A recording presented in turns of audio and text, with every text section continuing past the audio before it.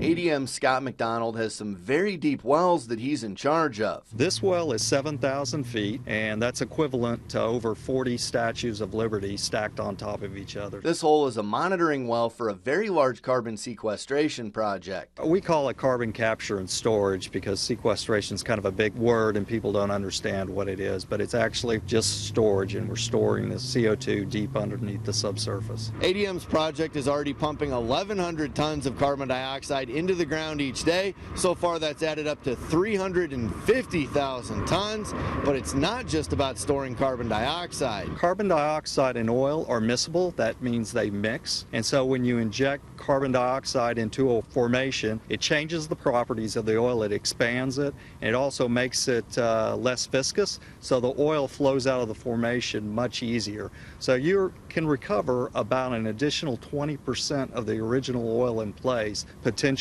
we have the capacity to be able to recover an additional 1 billion barrels of oil from southern Illinois. And the carbon storage tech could be huge for projects like FutureGen.